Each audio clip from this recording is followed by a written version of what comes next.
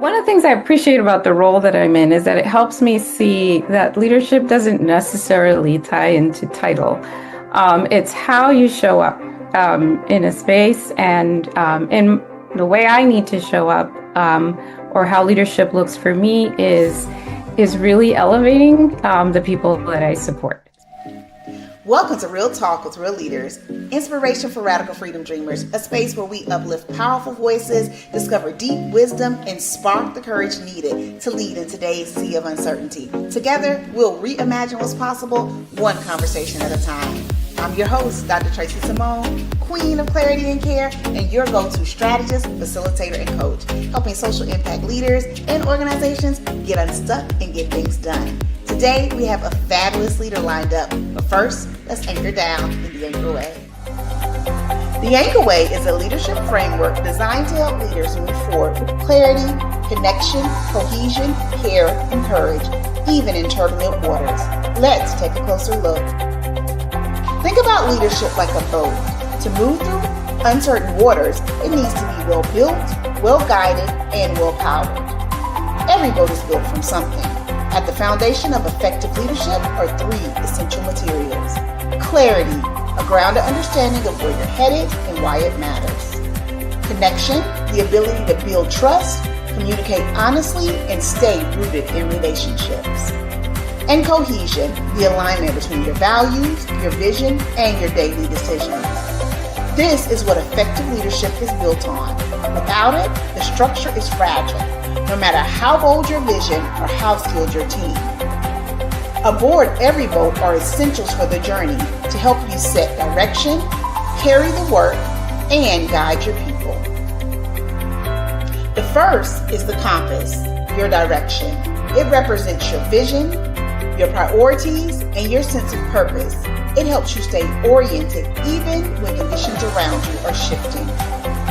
Next is the cargo, the actual work you're responsible for carrying, the programs you run, the commitments you hold, the culture that you're shaping. These are the things you're building, protecting, or transforming through your leadership. Then there's the crew, the people you lead and journey with, your peers, your partners, your team. They depend on you for clarity, direction, and care. And you depend on them to carry the mission forward. Leadership means resourcing and aligning your crew so that you can move forward together. Below the surface, every organization is influenced by the current. These are the external forces like policy shifts, funding pressures, or community needs that shape your course whether you like it or not. You can't control the current, but you can learn how to navigate it. And what propels the boat forward are two internal forces, care and courage. Care is how you lead with humanity. Courage is how you make hard decisions with integrity. Both are necessary to move through resistance and build something real. Every interview in this series is grounded in one or more parts of the Anchor Way because we believe leadership is not just about vision. It's about structure, systems, and soul. Welcome back, leaders. Today we have with us Stephanie Perez, and Stephanie and I worked together at an organization for quite some time. And I have to say, Stephanie is one of the most amazing individuals when it comes to like caring for people and being really clear and making sure everybody's ducks in a row and everybody knows where they're going and what they're doing. Stephanie is your girl. She's going to make sure everything is right and tight, and she's going to make sure all the people are loved and cared for at the same time. And so I'm honored to have you with us today, Stephanie, and I cannot wait to learn from you. How about you take a few minutes and tell the people a little bit about yourself? Well, first, I just want to say how happy I am to be here with you, Tracey Samone, because I feel a lot of the same ways about you. So your leadership is something that I admire a lot, and still talk about with people that I come across with. So I play many different roles in my life. Professionally, I work in executive support, which requires a lot of clarity and knowing how to prioritize and make sure everything's in its place so I can best support the leaders at the organizations that I work with. And in my life, I'm a mother, I'm a wife, I'm a daughter, a friend. And I feel that a lot of the same values that guide me in my personal life help me professionally as well. So, in a nutshell, that's a little bit of who I am. So, will you tell us a little bit about those values that guide you both in your personal and professional life? I think that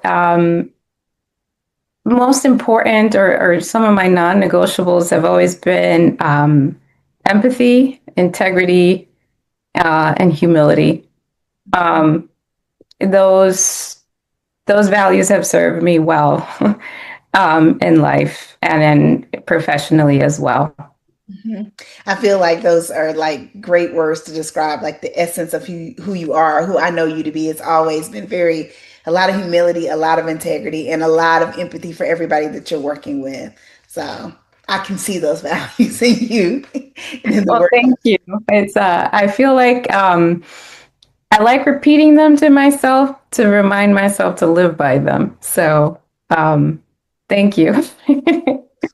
So when it comes to clarity, you talked a little bit about it in your introduction, but what role does it play in your life and in your leadership? Well, my leadership, I one of the things I appreciate about the role that I'm in is that it helps me see that leadership doesn't necessarily tie into title.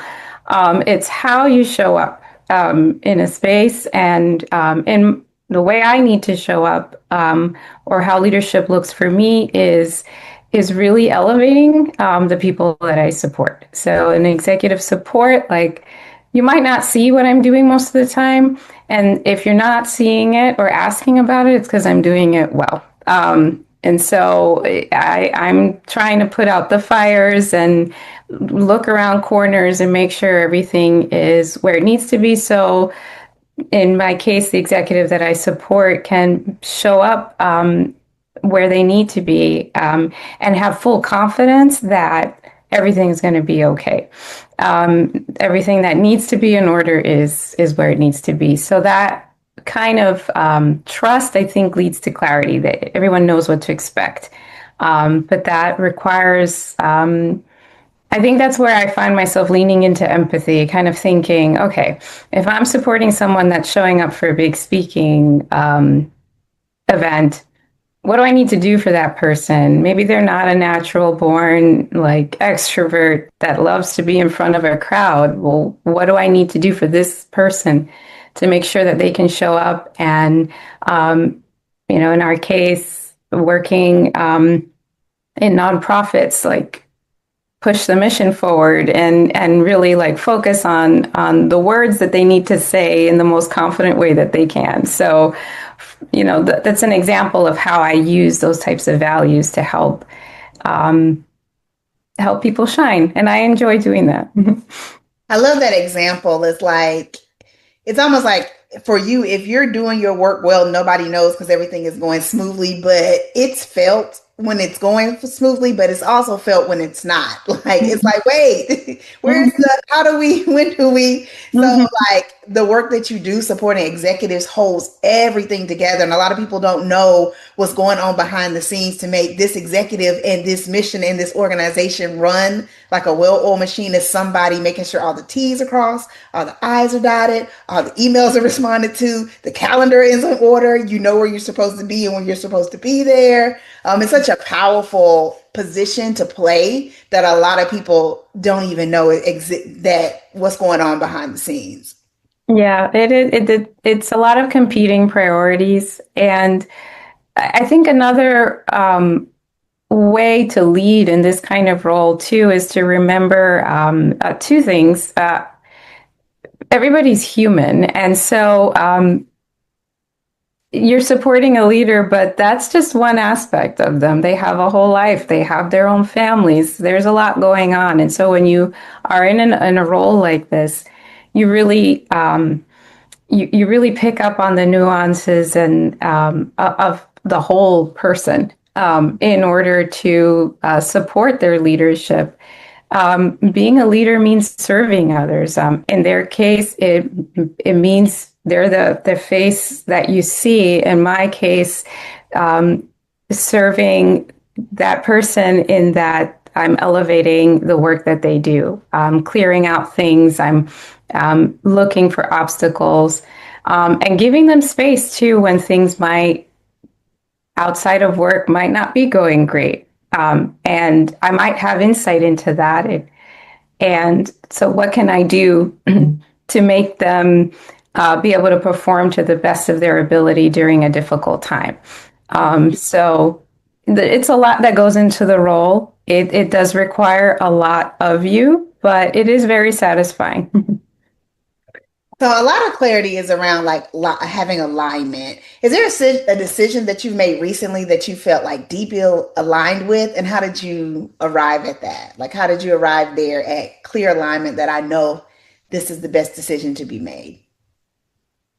Um, I think trying to think of like a recent example, a lot of those moments I think happen in like little moments throughout the day, as opposed to like bigger like decisions that I have to take. So clarity will look like I guess a lot of people in executive support would relate to this, is that like you have so many competing requests coming to you, all for the attention of maybe this one person. And in the example I just gave about knowing what's also going on outside of their life, I I need to take all that into account um, when making decisions on their time.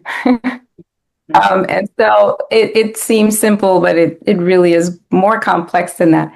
And then I also have to think about how am I making the people that are approaching me feel? It might be someone that is like intimidated to maybe they're a younger professional and want to speak to this person that seems like they have such a big role in the organization. Well, how can I be the face of that and create a pathway where people feel comfortable doing that, where they feel like I'm not like barring that access. And so I think about a lot of those things. And I think recently I've used that a lot. It's a time of a lot of change, I think, in the world at large. And so it trickles into our work lives. Um, and impacts of like world events and things like that um, require a lot of extra time of people that are leading organizations now. And so I think that's where I've had to really zero in on clarity, like what really needs to happen right now, which conversations are really important right now, but also how do I protect this person's time so that they can maintain their sanity during a time of quickly shifting priorities. So, That is a heavy responsibility. It makes me wonder, like, who cares for the leader that's caring for the leader? Like, because you're caring for a leader, but who cares for you and all this care that you provide for the leaders? that is something that I have to personally learn to allow myself to be cared for. I think naturally fall into the caregiving role, and I enjoy doing that. And so it is really important to have good friends and family that reciprocate that. So, yes, it's something where you are constantly giving. And I would say that a big piece of advice is that you can't give from like pour from an empty cup. You have to also find ways to refill, whether that's with friends or moments alone or in a hobby. For me, it's friends and family. So. Mhm. So, how do you return to clarity when there are so many competing priorities pulling at you? Because I'm sure your whole day is probably spent with priority after priority and trying to put things in line. Like, how do you keep clear or return to it? Well, I do have to stop and think to reflect, and I think it ties into nicely to what you just said about caring. Who cares for me? Um, and me not forgetting who I need to care for first. And for me, like remembering myself, but also my family. I enjoy my work, but My family's always been my priority in everything I do. They're the ones that really ground me. And so during chaotic times, I try to remember what those boundaries are and keep them there so that I don't miss out on what I really like value. I think 40 years down the line, I want to be able to say I enjoyed very special moments and memories with my family. Professionally, I'm very satisfied with the work that I do, but it has to balance out with those important parts of my. Mhm. Mm-hmm. So we're going to switch gears just a little bit. If nothing was holding you back, what would your next chapter of leadership look like? What would you be doing? If nothing was holding me back, I dream a lot about community building because I feel like that's an extension of caring for others. And I've been thinking about this a lot because I feel like a lot of how we live in our modern life, we've lost connection with each other. And I love bringing people together to remember what we have in common. And sometimes that takes a little digging. It means leaning into my empathy, humility. And so, what I envision, I wish I could open like a community space. I would love to lead like a center or space where young people or people of any age really could come. And I love the arts. So, I would love to see what my neighbor comes up with if they had a chance to paint or if they like to dance or they sing or whatever talent they might have. Maybe they're amazing cooks. Like, what could we create if we all just remembered to like, or had a space to come together? Book readings, you name it. Like, I would love to have a space like that. And I feel like I would be completely in my element leading a place like that. So that's a dream I have. A beautiful dream. It's a beautiful dream, and I feel like a much needed dream to return to community and us being in shared spaces together, showing up as our fullest selves. I love it. So, last question. You touched on this just a little bit earlier, but what would you want your legacy to be? Like when it's all said and done, what do you want people to say about you? I want people to feel that they were loved. Um, and without sounding sappy, but like for me, um, the people I remember the most are the ones that just somehow made me feel that I mattered to them in some way or another because of how they showed up, or maybe um, some advice they might have shared.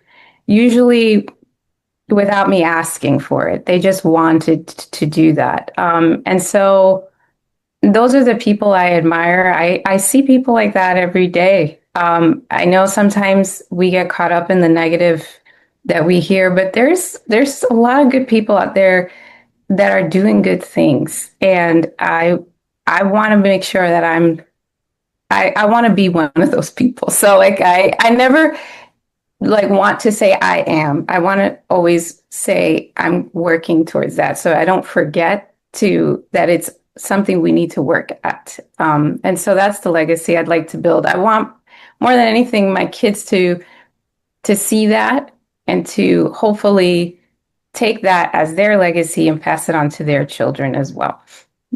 Yes, I know you don't want to say I am, but I am going to say you are because I know you and you are. You are the epitome of everything you just described. And the world is a better place because of people like you, Stephanie. So it's an honor to have you here. I'm so grateful for your time with us. And leaders, we'll see you next Friday. I'm Dr. Tracey Samone, your host, Queen of Clarity and Care, and your go-to strategist, facilitator, and coach, helping you get unstuck and get things done. See you next Friday. Bye. Thank you for joining us for Real Talk with Real Leaders, Inspiration for Radical Freedom Dreamers. This space is here to remind you that your story, your vision, and your leadership are part of reimagining what's possible. If you're a leader ready to share your voice, scan the QR code on the screen to apply to be featured. Together, we're fueling radical freedom dreamers, leaders daring to chart new courses for our communities and our world. Until next time, keep anchoring, keep leading, and keep dreaming toward freedom.